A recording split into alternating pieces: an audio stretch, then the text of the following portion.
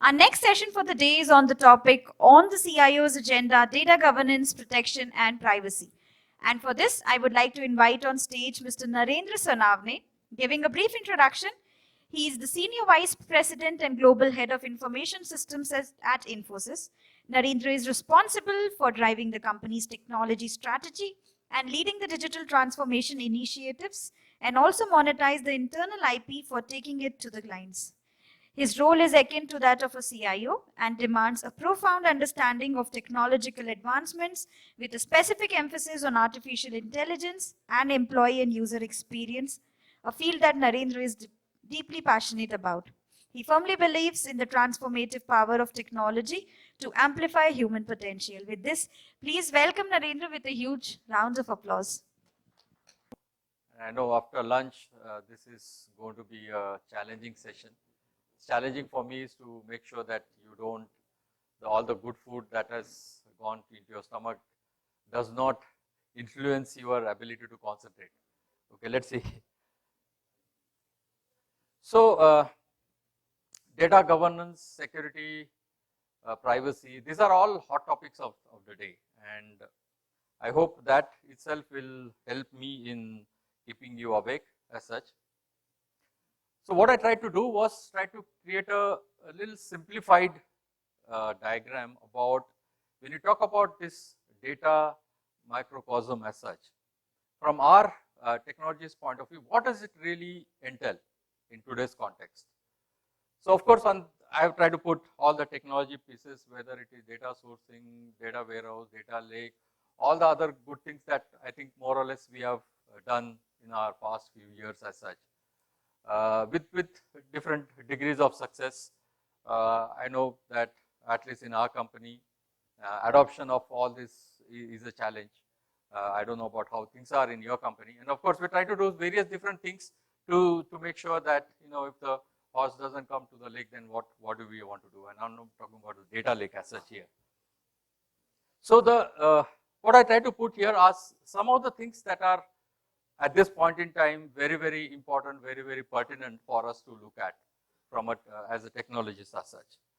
Of course, why are we doing all this data and all that is definitely to add value to the enterprise as such. So that's number one part.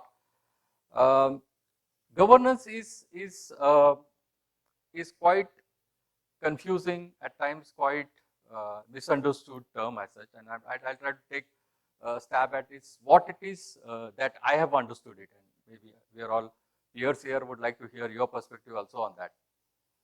Data privacy, of course, very important. Data ethics increasingly becoming more important. Data security, I saw that there is a talk after this. At least it was there. I don't know whether it is still there on the agenda, so that's why I thought that maybe I'll not talk about it as such. So, of course, as I said, the first objective why we are doing all these things about data is it really delivering value to the enterprise? And I know that there are different maturity models also around data analytics and so on. So I try to take a stab at what I have understood or what I have from my experience understood at. So the first one, when it comes to value, the minimalist value that data can deliver is on reporting or explaining what has happened in the company.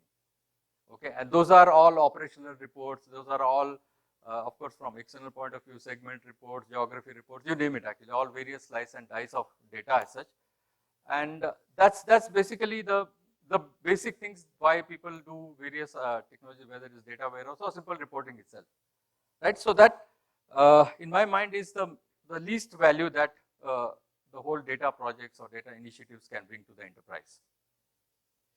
The second one, which is of course a little more value, is can it help the organization, can it help the people who are running the company, whether from an operations point of view or whatever role they are playing, can it help them make adjustments to the way current operations are running? Which means basically, first of all, it should have good sensors to what is happening in the company. That's one. A company, manufacturing plant, you name it actually, whatever makes sense in your company, in your industry as such.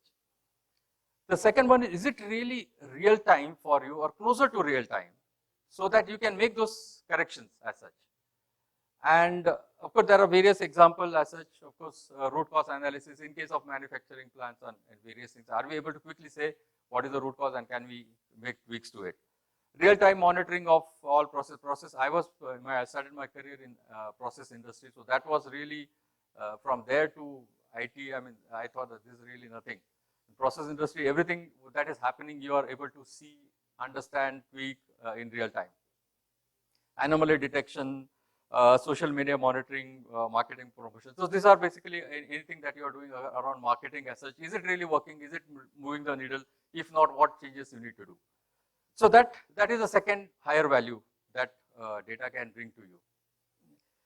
And the third one, I think that's where the highest value can be derived from data. And that's about, are you able to predict the future and are you able to control it? Okay, and make sure that it happens. And predict the future is in terms of course, demand forecast. And of course, these are forecasts itself by definition, it won't be 100% accurate, but how close are you to accuracy as such?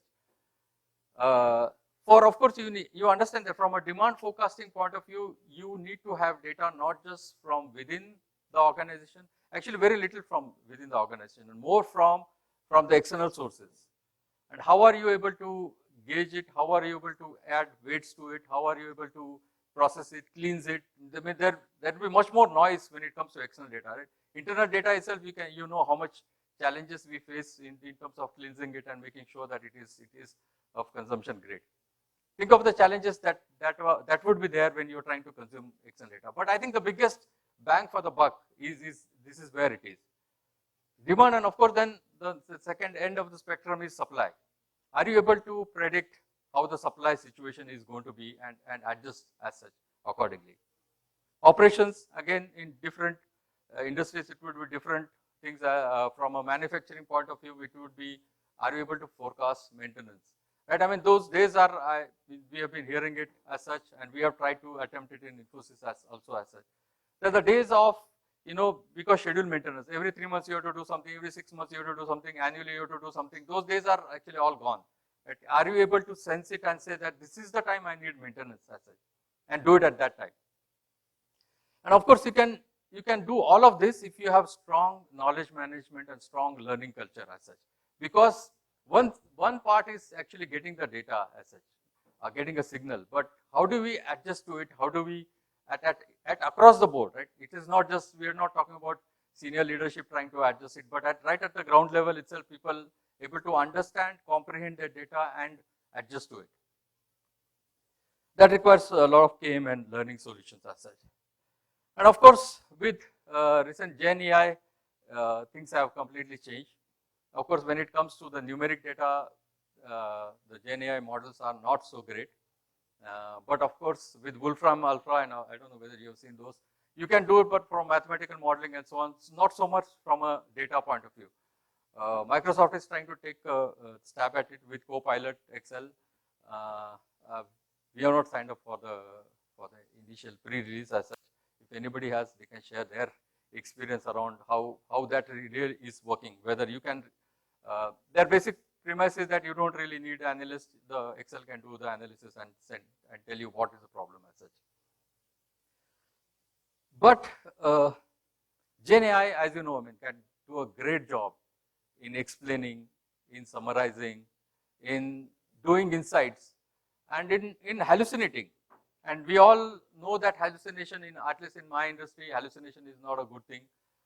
We say that, oh, it's hallucinating. That means basically you're trying to cover up that we didn't do a good job in testing it, or we didn't do a good job in training it as such. But I was very surprised to see that pharma industries uses hallucination.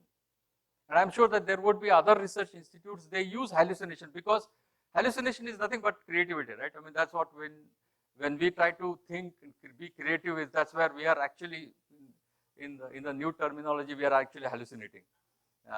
So I was very surprised to find that pharma industry uses this big time for the models to hallucinate, so that they can bring completely desperate, completely unrelated things and say that maybe these two will work as such.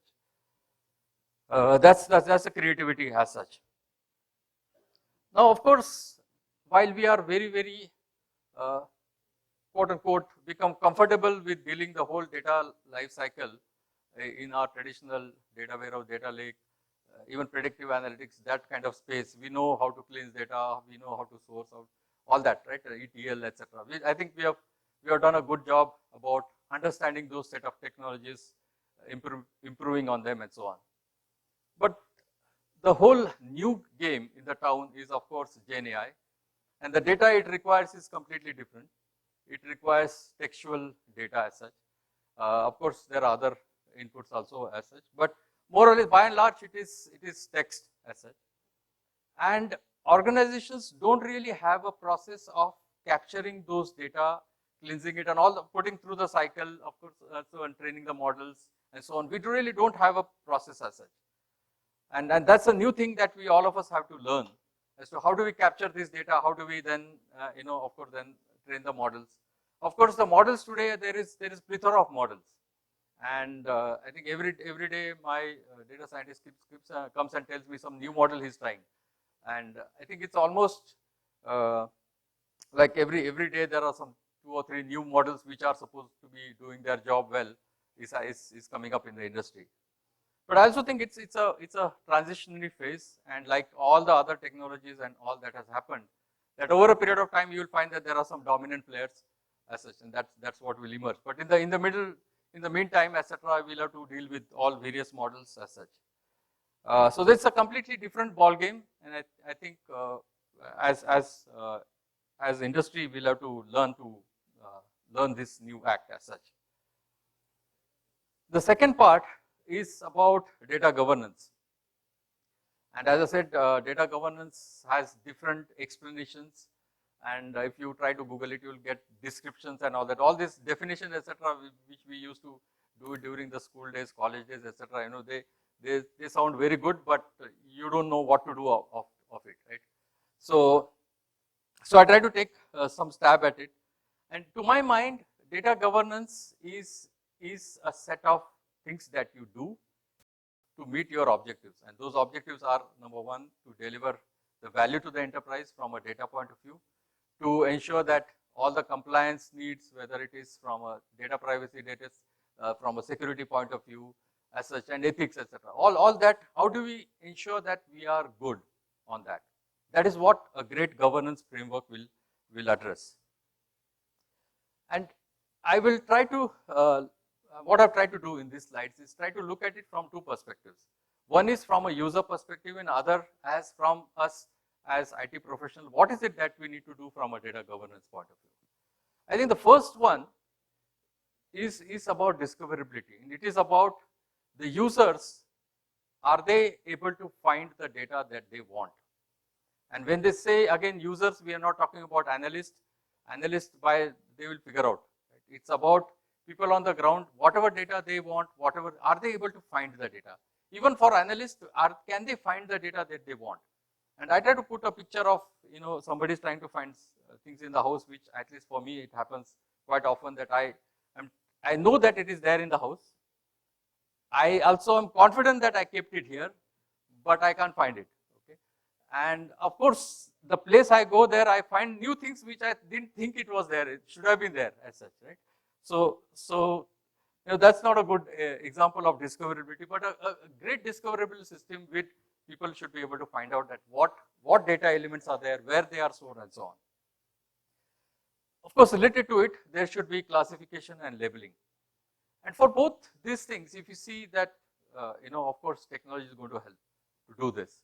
There are various tools, technologies in the market. What we have tried to do it at Infosys is we try to figure out our own ways of, building our own set of tools to do it. They're not really great. I mean, it's not really esoteric science. Okay, it's easily doable. You can based on the data types, based on, see, if you're following standard terminologies on how you name objects as such.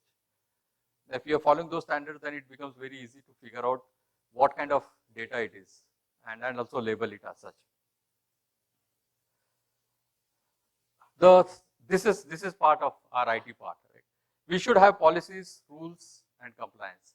So policies are nothing but what is it, how are we going to do, how frequently we are going to do, and these are also kind of rules. When will we archive data, when will you, even if the definitions are there, when will you review it, etc. Right? And the compliance part from a GDPR point of view, there are deletions, etc. When should the deletion scripts run? Have they run, etc. All the other framework that you would typically have for any of the data management things. That's what this is about.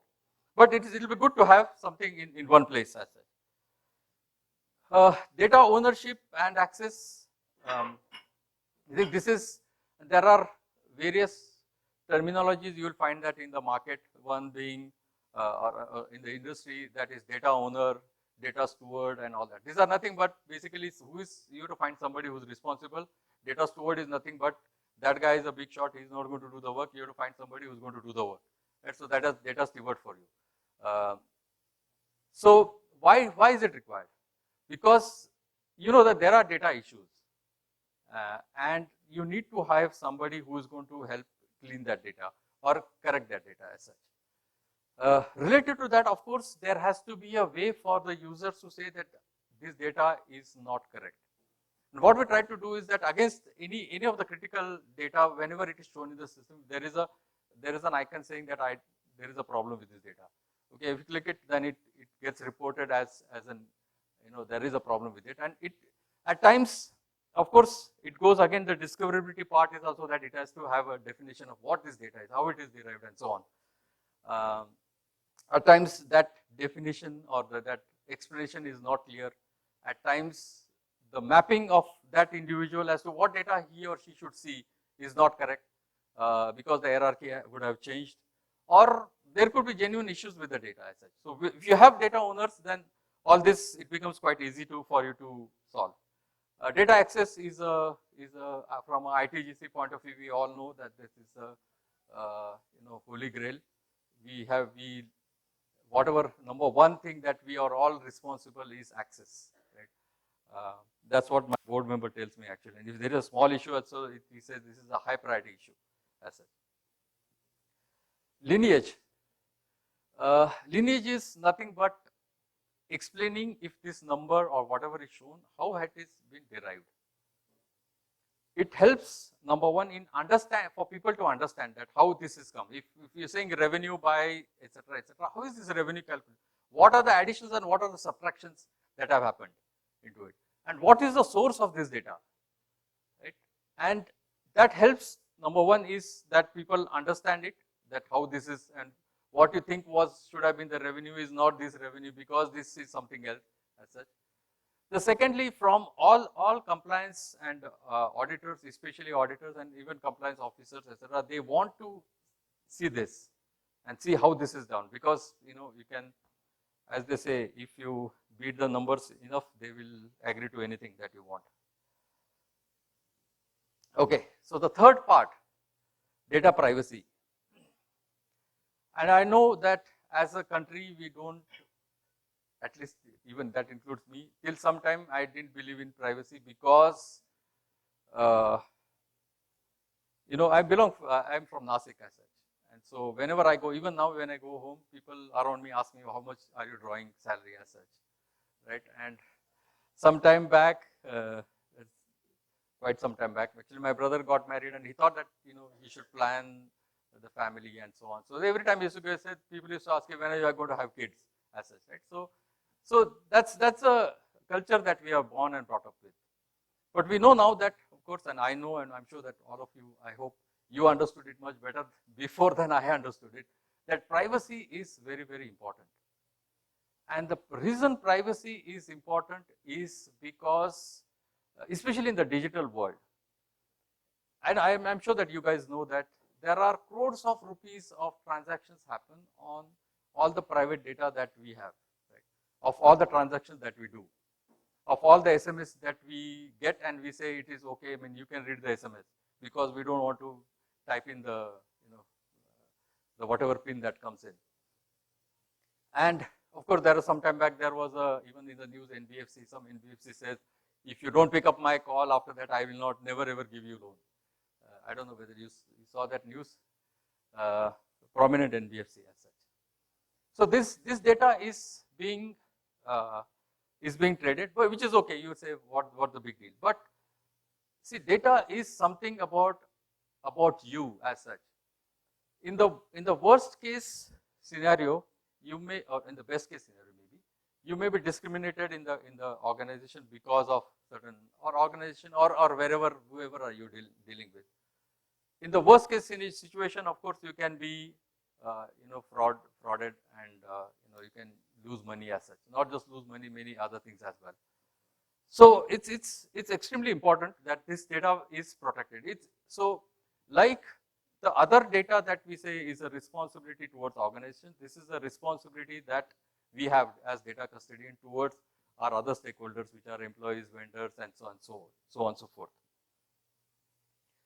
Now, what are the things that, and of course, you know that 28 countries already have data privacy rules. India is also going to have one soon. How many of you have implemented GDPR as such? Just want to get a sense. Quite a bit. So you guys know what I'm talking about. See, notice is one thing which is, of course, easy way to do it. All of this data privacy from a implementation point of view is develop frameworks, develop reusable components, so that you can it's very easy to plug and play. So all what I'm talking about, for example, notice, etc., is a framework component for us. So you say that this here we need to show, and that's about it. That guy or that app developer doesn't really, from a UX point of view, whether it's micro front end or even it's a old generation UX, he doesn't really bother about what is that notice, what should happen, whether when they click on accept, what happens when they don't accept it, what happens when you acceptance, where does it go, etc., etc. That they need not worry about. But of course, as you know, from a consumer point of view, we get all kind of notices which are pages and pages long, and nobody really reads about it, right? So that's the sad part of it. But anyway, that's a requirement. Second, of course, you should give consent. You should also show what all consent you have given in the past, and at any point in time, you should be able to say that I revoke that consent as such. Purpose limitation is about whatever data you said in your consent that I'm going to use this data for this purpose. Make sure you use only for that purpose, and don't really use it for something else. And again, the best way to do it is again through technologies, through releases, etc. We track it, saying that okay, this is a new release. Whether this release has any of those objects, then if those objects are there, and are there any other additional objects are there, and then based on some intelligence, it tries to then say, you need to explain this. What is this going to be used for? And if there is, based on again the text, etc., you can have a workflow for various different people to approve it. Data minimization. Again, if I wear a hat of technologists as such, and from a user experience, employee experience, customer experience point of view, I want as much data as possible, especially from a telemetry on the website as such, which of course is good, but it is also a responsibility to the organization. And today itself there was a news, I don't know how many of you saw it, that there was 3 terabyte of data leaked by one of our Microsoft employees, and by accident he released something in GitHub as such. So 3 terabyte of personal data is now is open. They would have done something, but by then people would have copied it and so on. So at least especially the people on the dark side of the world. So capture only data that is necessary. Don't capture more data than that is necessary. Accuracy is another principle from a data privacy point of view. Again, how do you ensure that data is accurate? First principle, give it to the employee or the user to edit, update. Okay, whatever it is, so that they are responsible for it from the accuracy point of view. In case you are changing the data for whatever reason, you inform that user saying that this was the earlier data, this is now changed to this, so that if there are any issues with that, they can comment on it. Storage limitation is basically saying, again, the telemetry data I talked about, very nice. You want it, fine, but After a while, delete it. Because see, again, if you just think from a data custodian point of view, all this data is actually you are sitting on a time bomb, because any such breach happens, then among there, of course, there will be a lot more people involved, a lot more people have to explain what has happened. But the biggest one guy who has to explain is we. And if we have to do it, and there are, I don't know, there are people in this crowd who have to deal with such unfortunate event. I can tell you there's something across the town in the electronicity side of the world. Their life was made miserable. So many people coming and asking questions, so many auditors, so many SECs, external government agencies coming and explaining, asking questions to you. So don't do it. Of course, you need from analytics point of view, you need to do from experience design, etc. Try to do anonymization, pseudonymization, so that you can still use that data, but you really don't have the named data as such. And of course, security is there. The new thing, of course, is data ethics. And what is it about, and why is it important? Because more and more now with AI and with not just AI, automation, simple automation, deterministic rule, if then, etc., etc., things are shifting towards more and more decision being taken by the algorithms itself. And when algorithms take decisions, there could be problems around it, whether it is biases, whether it is, of course, a simple bug itself, etc. So those decisions are affecting everybody. I mean, all of us are also, whether loans and all, mostly they say, and some time back we heard even some car insurance, etc. You just click pictures and then automatically it is said that whatever is the claim, you can, it says that you are due, you can get car repaired up to this much amount, etc. So all such decisions are taken by algorithms, etc. And hence data ethics becomes important. First and foremost is biases, because the data on which it is trained, if that has only certain select data, then and especially from a minority point of view. Of course, I see a few women folks here, but if I use DALL-E or anything and say, get me a picture of a CIO conference in Bangalore, etc., etc., I'm sure that it won't have a single lady as such in the picture. You can try it out actually. Okay. So these are the biases in the algorithm as such, and we should be clear about it. Data monetization, I talked about it. There are companies their business model is trying to mine this data and sell it to people who want to use it, and that's why you get all the kind of calls that you don't want. Deletion, I think you all understand. Transparency is about basically saying that this is how, if there is an algorithm which is doing it automatically, of course, ideal thing would be there should be human in the loop, that it is only aiding and finally human being is taking a decision. But there is a problem in that as well, right? Because humans, if after a while we are all lazy people, right? And we'll say, "Theek hi kya hoga?" I mean, it must be correct only, right? You may once in a while, if you are in good mood, etc., you say, let me review why it is saying it. And you will find that since the accuracy would be 95-96%, the chances that you are in that 5% you will find it something is that much rare, and you will say it's okay. But anyway, so there should be human in the loop, and the algorithm should be saying that these are the parameters that it is using to decide as such. So that's about data ethics, and actually that's the last slide I had.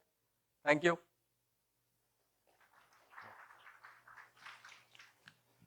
Thank you, sir. Please stay back, sir. Okay. Do we have any questions for him? Yeah, actually. Questions?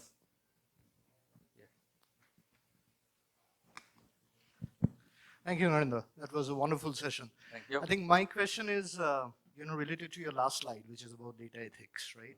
Now, if you look at contextualized, information barrage and, alluding customers to do certain set of things based upon previous purchase and all, right? Let's take a use case. So I may have bought a couple of burgers when my wife is not at home, and the food app is constantly showing me pizzas and burgers, right? And for a middle-aged gentleman who is slightly overweight, right? That's probably not the right ads I would get in. So how the algorithms, can be built, and what is your thought on the best practices that are used to build those algorithms to become much more ethical and empathetic? I think a very good question, and I think the simplest way to do it is prompting at that point in time and saying, do you want to continue with this or not? So you can say you want to, next time it says, and you said no, or you can say that I no longer need it. I mean, burger is a classic example. Some people may change the food habits, right? You want to say, no longer, I want to, that, December is coming close by anyway, right? So after 1st January, a lot of people will change their food habits. So yeah, there should be simple thing that, okay, I don't want to do it. Even simple thing like, location is another one, right? It detects location, and can it say that now I'm detecting your location, and or even your food items, it's saying I am detecting this, and hence I am proposing a burger for you. Are you okay, not okay with this? So there are simple things I think we can do to prevent this. Yeah. Yeah. Vijay from Capgemini. Yeah. My question is, data management in any enterprise is a very complex stuff. Yes. It's not as simple as what people, vendors talk or anyone talks. It's a very complex process. Structured data, to some extent, yes, you can, because we know what is going inside the system. The biggest challenge is unstructured data, and it is spread across your enterprise, from your local machine to server to OneDrive to Google, to wherever you are, you have unstructured data. What is your view? How do people address the data labeling? Tools are there, of course, but what is the effectiveness of the tool is still a questionable stuff. But how do we solve this problem of labeling? Because I, as an employee, don't know what I'm dealing with is a confidential data or a restricted data or a public data. Because there has to be some content which tells me that this is a restricted data, I should not share it, right? So how does organization can address this kind of a complex So situation? there are few things that can work. Of course, there is no 100% solution to it as of now. First and foremost is avoid situations where people have to store data in their workstation as such. And there are, again, you can find out that there are certain, all the data leaks we talked about, or I talked about, and if you read it, it's all accidental leaks. People forwarded this data, he thought he's sending to this Jyoti, but it went to some other Jyoti, okay, and or something of that sort, right? People thought that what they are publishing in GitHub is something, but it is something else. So these are all accidental mistakes. So try to avoid, first of all, people having to store anything in their database, in their laptop or machines as such. And those are, again, you can study and understand the patterns where they are. For example, all this, especially, you are talking about our HR folks, okay, from a data privacy point of view. In other areas, it could be finance folks who are dealing with confidential data, especially during the quarter end, year end, and so on. So those are your high risk employees, and try to see what is it that use cases that asks that encourages them to store data locally, and what can be done to prevent that. That's one. The second is a forced IRM, so that whenever they attach anything on the mail, it forces them to give a label. Okay, this is standard out of the box. You can implement on Office M365 as such. So anything you attach it asks you to put a label. So that itself prevents him saying that, maybe I need to check something as such. And again, you can implement it not for everybody as such, people who are potential.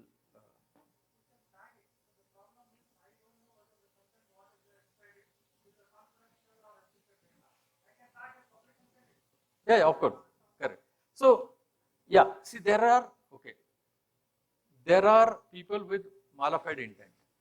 So people with mala-fide intent, I think, is a different category. Okay, so those they will figure out, they will take picture, they will do whatnot, actually, right? So they'll figure out a way to do it. So our first attempt should be to prevent people who are by mistake doing something.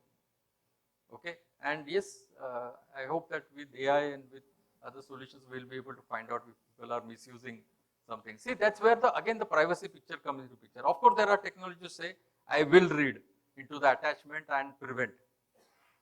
But again, that's where the privacy picture comes into picture. You cannot read people's email, right?